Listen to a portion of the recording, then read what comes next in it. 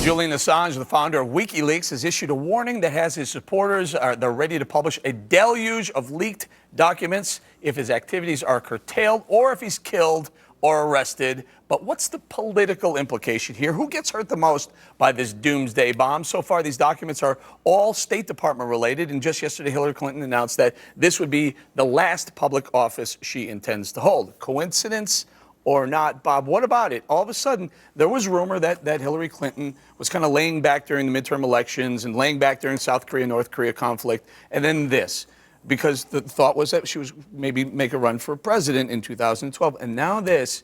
Is this a mark on her record? No, and I would not for a second say that it's absolutely not the case that she may run. I think she may run. She may not think she's going to run, but she may run. The other thing is who gets hurt from this? The American people. The way to deal with in the national security of the United States, the way to deal with this is pretty simple. We got special ops forces.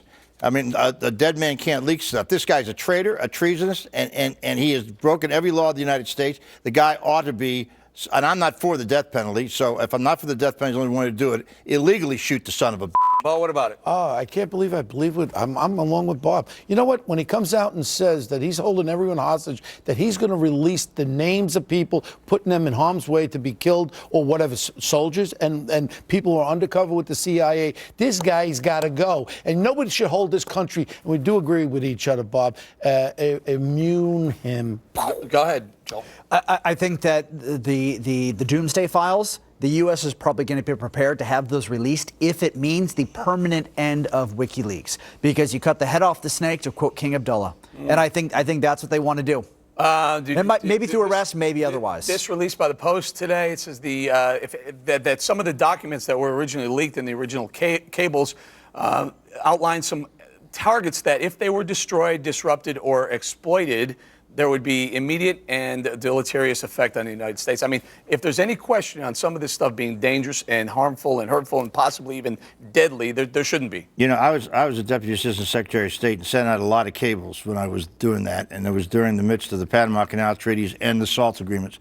Some of that stuff, if it had been leaked, would have been very damaging. And on my own hand, forget people who had serious jobs in the State Department. This is much more serious than people initially thought. And as you get more and more into these cables, you notice there's more stories. $250,000 is a lot. You can put a lot of stories together. And who wants to take this? Go, Bo, take this one. Meanwhile, Assange has called for President Obama's resignation if it can be proven that he approved spying by U.S. diplomats.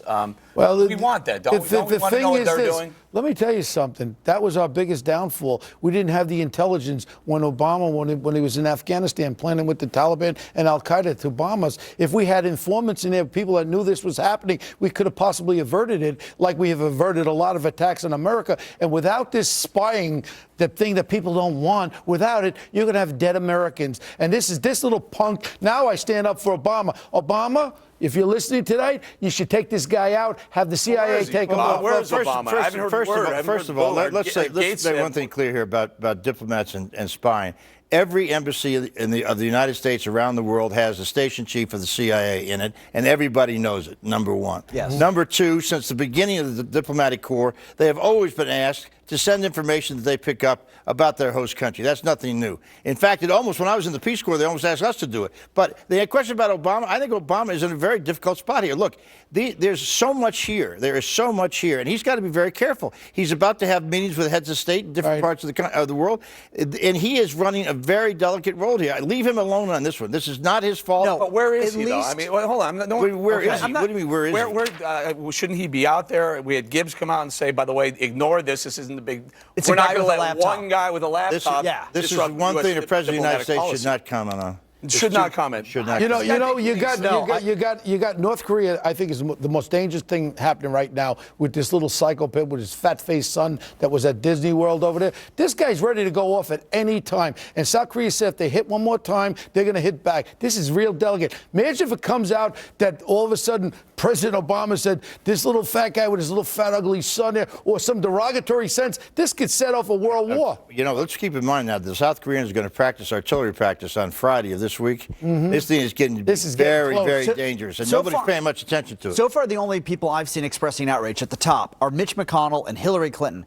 I want the leader of the free world out there calling it out for what it is. This man, Julian Assange, has in his sight one country alone, and that is the United States. He is out after us. And it's extortion. And it's extortion. He's a blackmail, extortionist terrorist. Can I read this? His British attorneys have said they would fight any extradition to Sweden on the grounds that he could then be sent to the United States. I kid you not.